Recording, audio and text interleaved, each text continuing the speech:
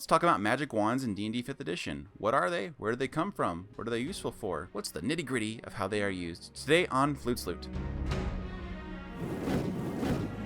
I have an article accompanying this video that you can find a link to in the description below. It goes over everything I'll talk about in this video, plus a little bit more. So what is a magic wand? The Dungeon Master's Guide has a multitude of wands as magic items. So we know they're magic items, and they're usually used to cast spells or perform a spell-like effect. They typically have a number of charges that they can recharge every long rest, and if you use them all up, there's a chance that the wand dissipates into nothing. So usually you don't want to use that last charge of your wand so that it doesn't break. The artwork in the Dungeon Master's Guide for all the different wands really brings your imagination to life for what a wand of a particular type would look like.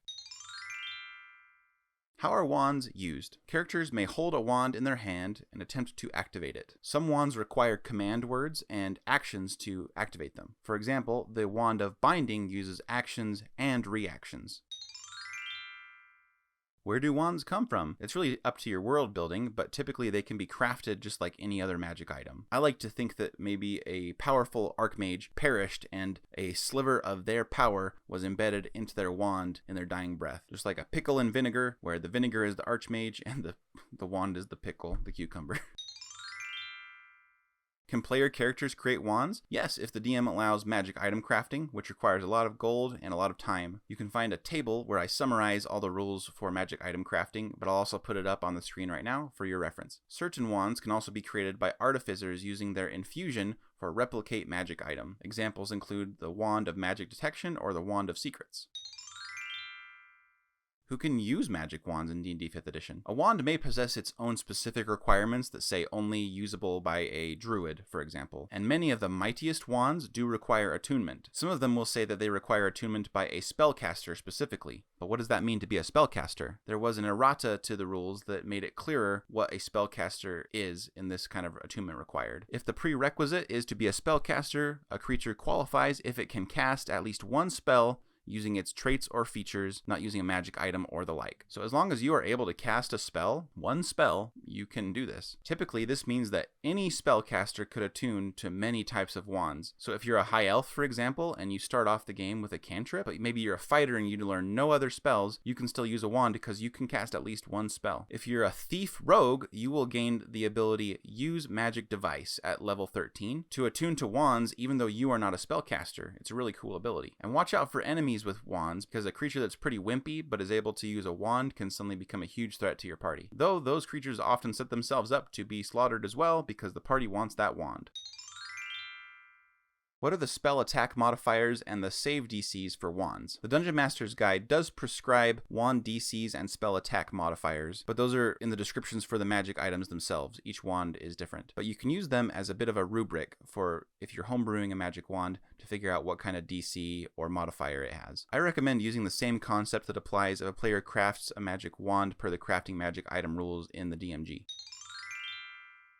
Can magic wands be used as arcane focuses, druidic focuses, etc. for spellcasting? The player's handbook says arcane focuses are used by sorcerers, warlocks, and wizards. So it's easy for those three classes to use wands and also substitute that wand as an arcane focus. Druids need druidic focuses that are different from arcane focuses. But their player's handbook description of a druidic focus specifically says they can use wands or scepters made of yew or special wood. Special wood may compose a wand. So I would say druids can use wands as druidic focuses. Clerics and paladins work through holy symbols, so they're inherently not compatible with magic wands to be used as holy symbols. However, DMs can obviously enable this by having a magic wand that functions as a holy symbol. Maybe it is a wand devoted to that certain deity or oath or whatever it is that they're working with. It probably won't be necessary because holy symbols are easy to use because they could just be a symbol emblazoned on a shield or on the armor. Cleric or paladin just needs to wear it, unlike other spellcasters that need to hold their focuses. Artificers are interesting because they use tools as spellcasting focuses. Their options later expand from level 1 to using items with infusions as spellcasting focuses. Artificers cannot imbue magical items like wands, so since wands are not tools or imbued mundane items, artificers cannot use magic wands as spellcasting focuses. I find that most DMs handwave focuses anyway, so this probably won't matter in most tables. And then bards use musical instruments. I've not seen a wand yet that functions as a musical instrument, but a magic wand that also functions as a flute could be pretty cool.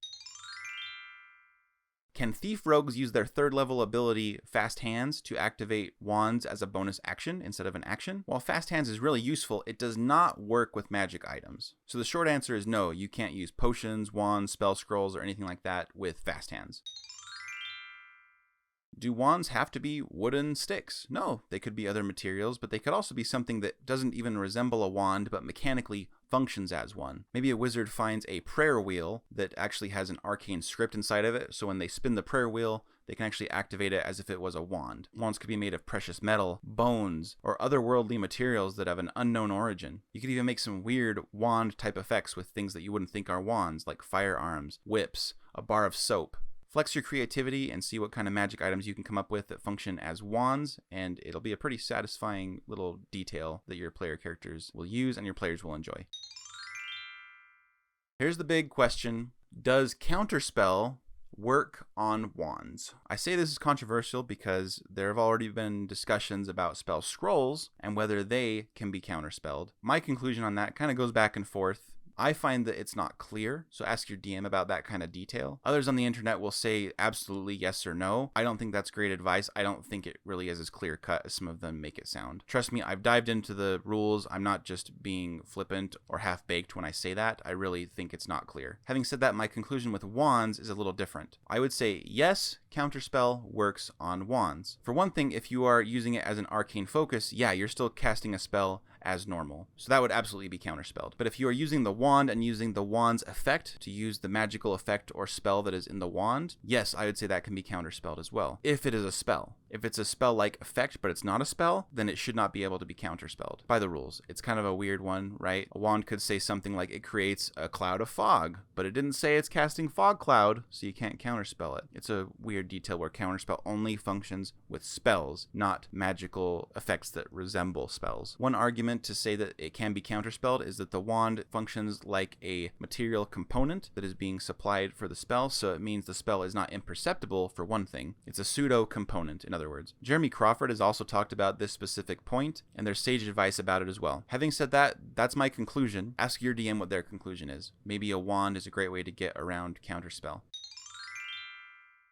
So why should you use magic wands in your game? You can give new options to your players, and that is something they enjoy. If you have a warlock in the party who's always strapped for their spell slots, having a wand so they have some other option to spell cast without burning up their spell slots will make them beam with happiness. Wands can also be easy monster loot that probably won't break the game. There are far worse magic items to dish out. If you don't want to do the spell scroll, for example, that is a consumable item, an upgrade to that is a magic wand that can keep being used as long as they don't overuse it and cause it to break and turn to dust. Half-casters and quarter-casters, like Eldritch Knights or Paladins, will really enjoy wands because their spell casting is often dedicated to other things, or they're very limited in their options and spell slot volume. If you have a thief rogue in the party, definitely give them wands. When they reach level 13 and they can use like any magic item, essentially, your thief is going to have a lot of fun becoming a pseudo arcane trickster even though they're a thief. What's your favorite type of wand? Do you have wands in your game? Do you find that you almost never get wands as a player? DM, do you find that you never give out wands? And now do you want to have wands in your game more? Don't forget to wave your wand on that like button and subscription button below. I'd love to see you in future videos. And check out my wife Opal's videos about crafting magic items so that you can learn how to have fun formulating and crafting wands with your group. Have a good adventure this weekend, and I'll see you in the next video.